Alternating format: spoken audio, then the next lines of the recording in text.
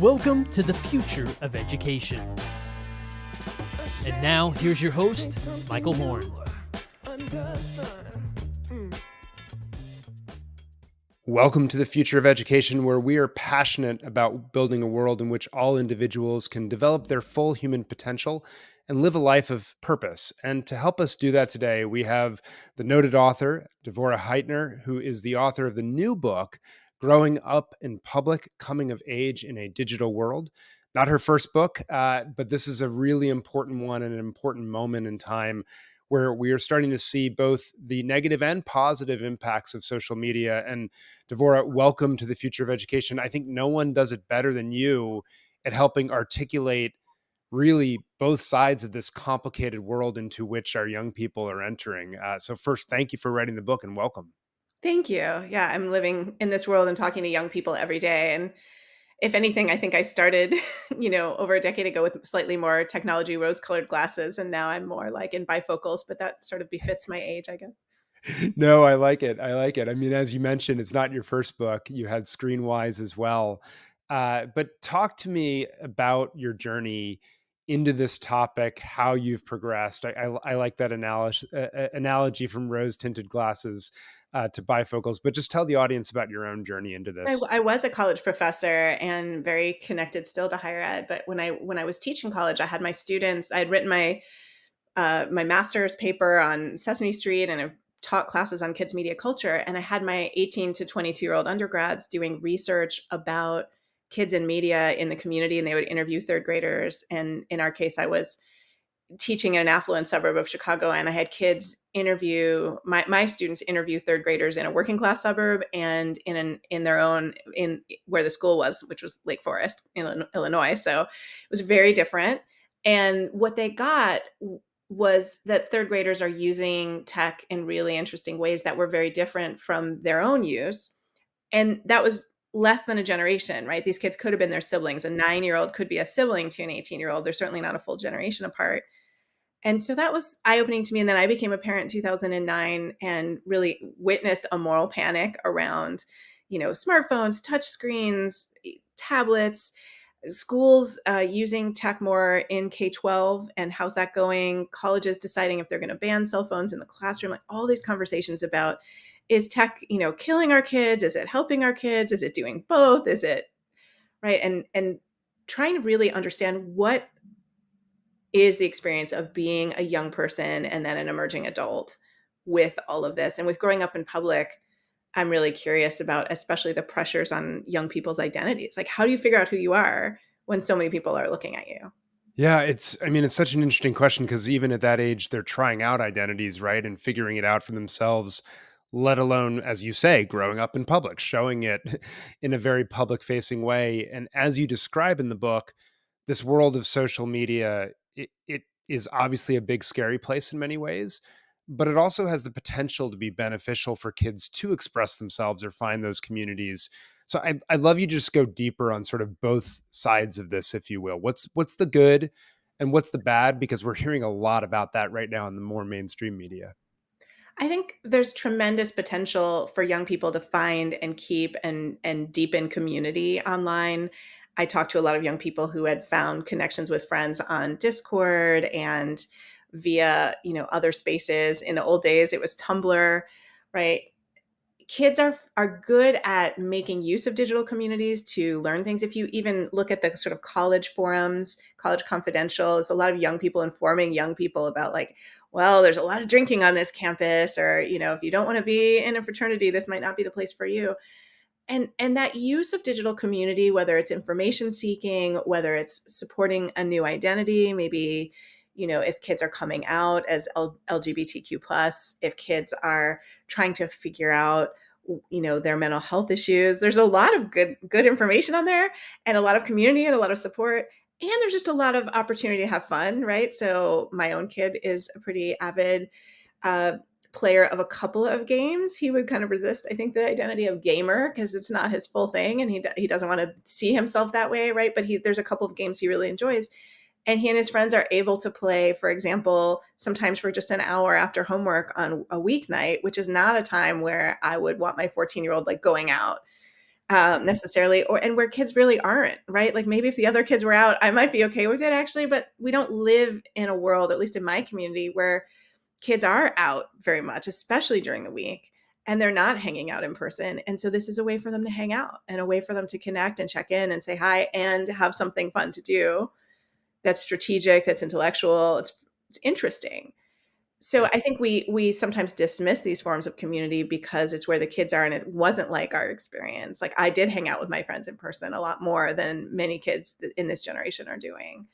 And we kind of feel bad for our kids because they don't have that. But online, it can be really positive for them. I think the downsides are some of the ones that have been brought up in the hearings, but I especially worry about comparison, kids comparing themselves with others, and you can really quantify your response on social media. Any of us can see how many followers we have, how many likes a post gets, and it's so easy to compare that with others. And adolescents are wired to be figuring out who they are through some of those comparisons, but there's a degree to which social media, I think, turns up that dial and can be maybe too intense, or even worse maybe than comparing with peers is comparing with sort of not real people, comparing with influencers or someone who's been airbrushed or had surgery to look the way they do.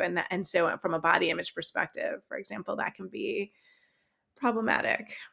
Yeah, and terrifying. For parents. Let's start with them before we go to the legal landscape, if you will, and schools. Just for parents, what's your advice for how their kids can start to get the good of social media with not the bad? And do you think that there's an age at which they should or shouldn't be on these platforms? How do you help parents navigate this world? Parents want to be thoughtful, even when their kids are not on social media and don't have phones, about our own use and how we communicate. A lot of the challenge right now is that we are thumbing out our lives in front of our kids and that they're not hearing us on the phone make communication decisions. They're not hearing us realize maybe, oh, when I scroll, maybe I don't feel good, so I'm going to take a break. So we actually need to talk more with them about our own experiences of using social media, even if they laugh at us. Like my kid, I remember when the first time I experienced some like sort of platform anxiety when my TEDx, this is many years ago, was shared on Upworthy, and I started noticing like more views, and I kept coming back to check. And of course, that's a very short-lived pleasure, as any of us with any kind of experience online, for our work. And it's like, oh, this is fun, but it doesn't lead because you can have 4,000 followers, and then someone has 40,000, and then if you get to 40,000, someone else has 400,000. Like, there's no place where you can get to with building those kinds of numbers where you're like, oh, okay, I'm good. Like, there's enough.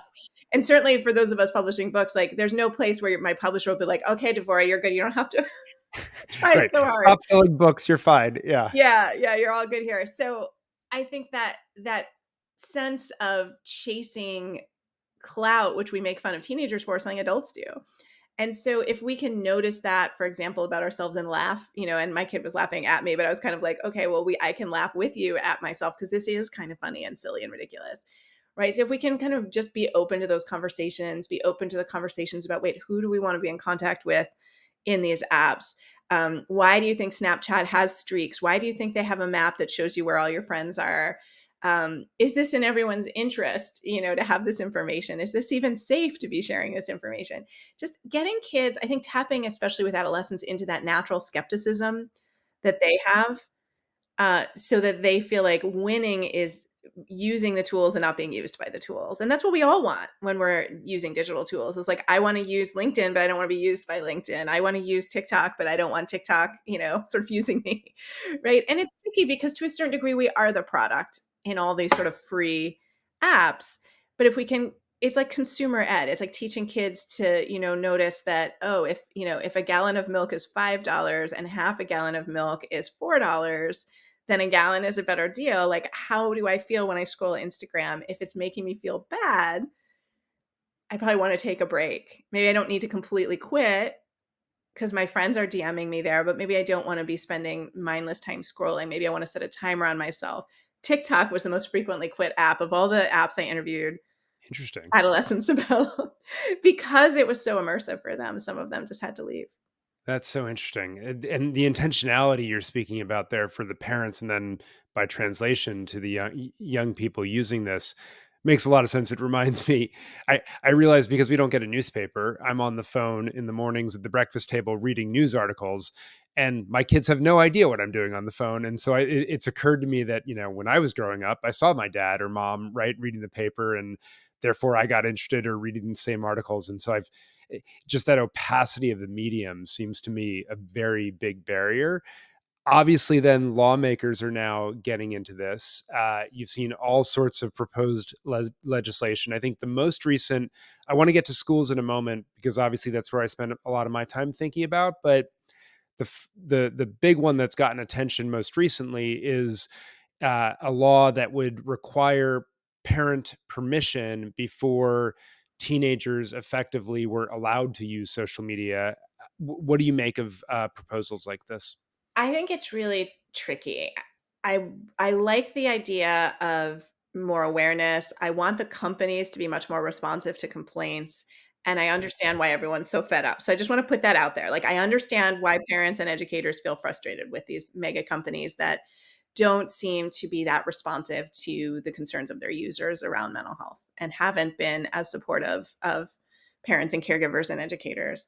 That said, I don't think there's a way. I mean, this would be like saying that's, you have to be 18 before you're allowed to have a dime to put in a payphone. Like, this is the medium that all people are using to communicate. And if you're putting roadblocks to that medium, what do you say to the kid who's trying to report abuse at home? Like, do they still have to go to that parent? What if the problem is your parents? Right? And we have to understand that not all kids even have parents, right? Some kids are in a legal never land, and they're like in between foster homes. Like, does that kid just never get to be on Snapchat and communicate? What if they're on the debate team and everyone's communicating on Instagram or Discord? Like, they can't join because they don't have a legal guardian right now. Like, I just think there's a lot of problems with it. That said, of course, in an ideal scenario, every kid would have mentors and adults who care about them, who have their best interests in mind, who could support their entry into the complex world of social media. But Yeah. we don't live in that world. Right. So we have to take that reality for what it is. So then I guess that translates into the next one, which is, as you know, a lot of countries and several localities have had these suggested or in some cases enacted bans on having cell phones in schools, period. They have the Yonder pouches where they require them to go in there, and you're not allowed to use them during class time. What's your take on legislation there? Or is this sort of the case that it should be more managed at the school level? How do you think about those trade-offs?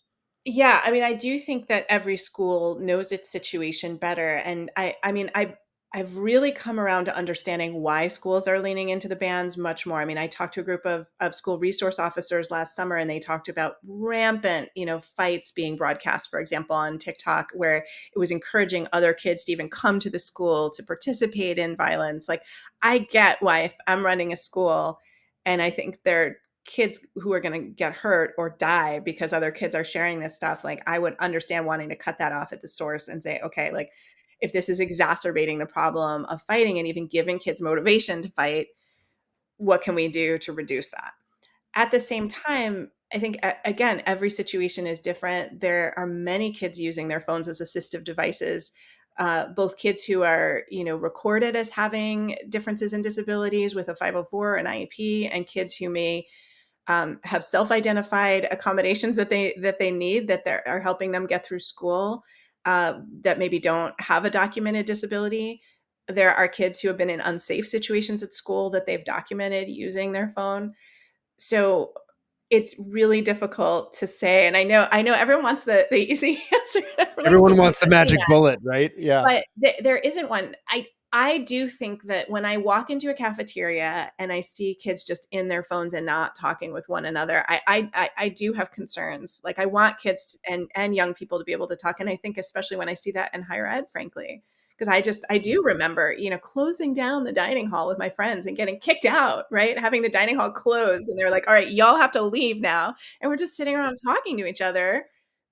And that easy communication is something that I think especially in this sort of late stage pandemic, is very tough. I don't know if I would have 4 hours of conversation to have, even though I'd love to see my college friends, but would we talk for 4 hours as easily now, or am I too rusty, after being home on Zoom for these many years and having all my conversations be focused and on the hour, that the art of especially sort of untethered conversation may be something we're losing. So to come back to what schools should do, I do think for now it makes sense for schools to individually even experiment and notice what works. It is very hard to make these kinds of policy changes. So I understand, again, if a school doesn't want to just try it. But one thing some of the schools I've worked with closely have done, especially if it's a K-12 school, sometimes they'll have different policies at different levels, and they'll notice, wow, our middle school students are getting a lot more done in study hall because they can't have their phones, and our upper school students don't seem to be getting anything done. And I've talked about, well, can you share that research with the upper school students and see what they want to do? There might be kids who would opt into a Yonder Patch bag, even if they don't it's not mandated because it has helping them focus, right? And that would be a different feeling than not being trusted by the adults to make your own decision. That's super interesting because I mean, what you're pointing to throughout this is sort of the sense of agency that all individuals want to develop and a sense of mattering, right? In all of this, and not not dismissing that as you sort of make these well-intentioned rules at whatever level you ultimately do as a school, as a lawmaker, or whatever it might be. I'm sort of curious. You have this other part in the book which relates to college, which I had not honestly thought about until I read it. But then it made all the sense in the world. And I had this horrified reaction, which was parents sharing their kids' college decisions in social media. Um, it seems like parents are making a lot of faux pas themselves, perhaps around sharing news that is not theirs, is the way I might say it. It Yeah. occurred to me that I probably violate this. I think I'm doing it less. I've sort of gone on a no kids on social media, but I'm sure I violated that when they were young as well. So I'm sort of curious how you think about that. Well, all our families, I mean, I started, I became a parent in 2009. So it was like right in that early Facebook years. And so I also, shared my kid a little bit and was like not thinking as much about the future. And then as I started leaning into writing about privacy, and now I have a skeptical teenager who knows I write about privacy. So God help me if I share him now without permission, given that he knows what I do. But the college thing is such a good example because kids are sharing a lot with one another, and yet they're much more thoughtful about the audience. They know if my best friend applied early to Amherst, say, and I did too, I know that's going to be a complex thing for us this year. And I also know like the kids are confident their friendships can survive it, right? But they are more thoughtful about how to share that information and what to do with that information and how to process it and how to support one another, frankly, when denials happen, which is obviously so many of our kids experience, and especially low these last dozen years. And I love them for that. I'm so impressed with how young people have found ways to communicate about this and have their own etiquette around it. And when their parents undermine that, it really is a problem. And it puts tremendous pressure on young people. Even talking about the visits, puts a lot of pressure on young people then because, Uncle John knows that you visited Madison and he went there and, why didn't you decide to apply or whatever it is like that. All of that is really hard. So the less, the better, I think, on that front. And taking a cue from the kids is really thinking about the audience and how people will feel. It makes a ton of sense, and just having that sensitivity on all sides as you're navigating this. In the book, you also talk about how not just parents but also schools have so many more tools to monitor children, often communicating behind their back. We know online grade books and all those things, right? That have increased some of the helicopter parenting and other things of that nature. Just love your take at both levels, right? This is elementary school all the way through high school and even into college sometimes. What are the risks of these apps, and what are the ones that give you concerns out there right now? Yes, I wrote a lot in the elementary school years about a behavior monitoring app called Class Dojo. Not to Sure. pick on Class Dojo, they seem like nice people, but because there's something very insidious about monitoring behavior and especially the sort of micro choices and experiences kids have with regulation, like raising your hand or speaking out of turn, that kind of stuff. And the apps use a gamification of behavior modification that really concerns me. So that level of like you're competing for points, it's all externalized, extrinsic rewards, and it just tends to lean into rewarding the kids who are naturally more self-regulated, which like broadly in elementary school is like girls, versus boys, but even more so like some kids versus other kids, like neurotypical kids versus non-neurotypical kids, kids who had breakfast versus kids who didn't get breakfast. There's all kinds of ways and reasons why some kids are consistently more self-regulated than others.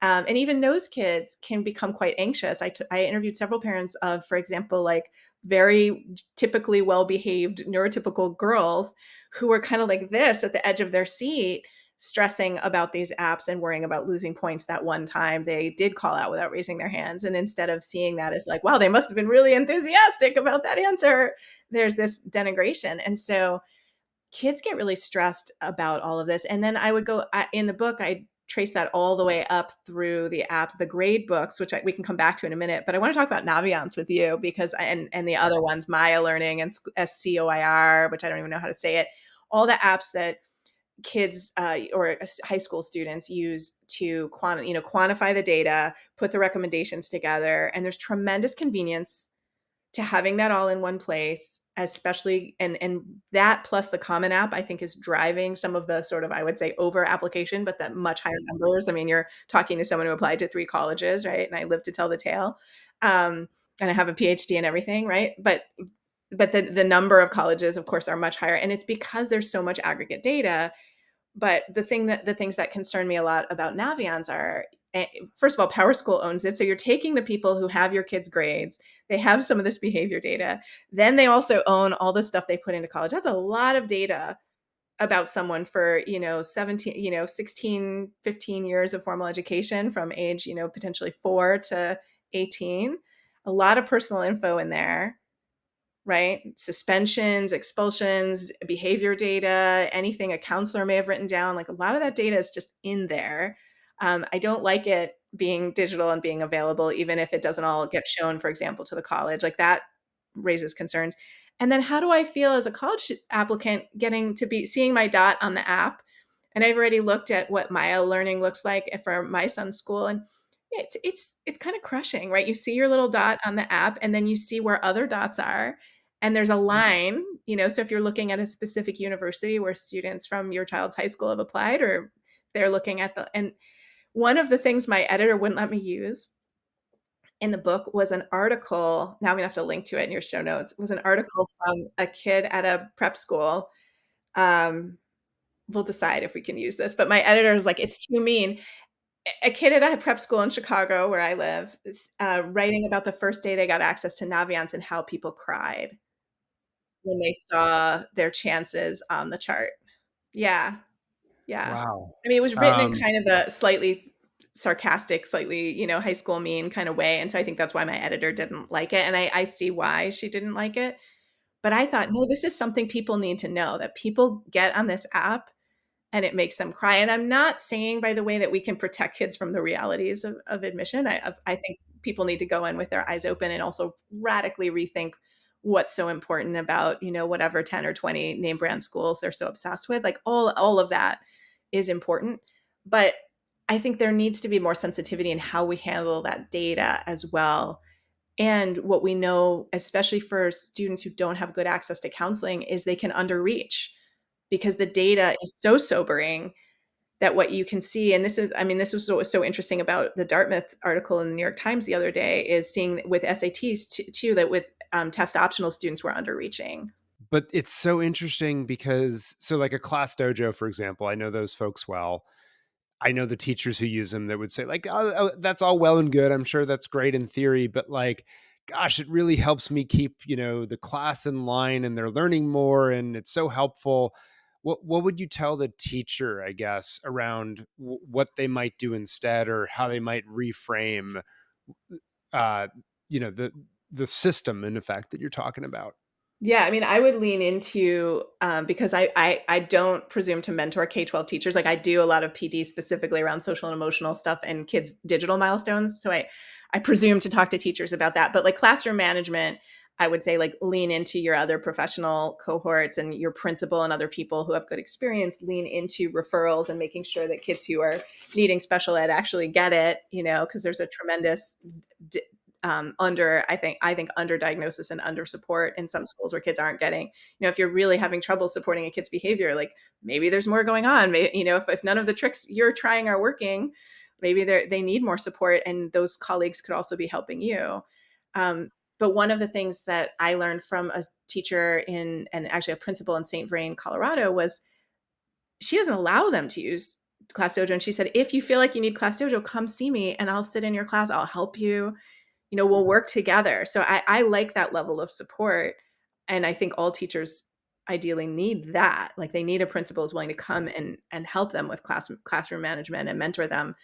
But she sees it as a sign of like, okay, you feel like you're drowning. What can I do to support you so that you don't have to do this? Because the short-term compliance is not leading to long-term better behavior and not leading to internalized self-regulation. And it can really harm kids. I mean, the extreme examples that I gave, and I know not every teacher uses Class Dojo in the same way. And I do want to acknowledge, like, it has a translation feature that's clearly positive. Like if you need to speak to that parent in Urdu, and you can do it through Class Dojo, like I think that's a great use of that app. The problem is things like kids getting denied recess, or there's a prize for all the kids who are well behaved and the kids who already struggle. I mean, you have to figure a kid who's struggling to self-regulate is already having a terrible time at school, already probably doesn't like school. Then you give a party to the other kids and make those kids watch. Like you're talking about potentially ending someone's education trajectory early. You're increasing the likelihood that they may drop out. You're harming their self-esteem in ways that are lasting. It's not worth it. Even if you get short-term compliance out of it, it's not worth it. Yeah, I know I couldn't agree more. As we wrap up here, it strikes me that there's a consistent theme across a lot of this, which is that sort of a zero-sum world of comparison where one gets the prize, the other doesn't, even though we're trying to develop both. Or social media, that's true too. I'm comparing my likes versus yours or whatever it is.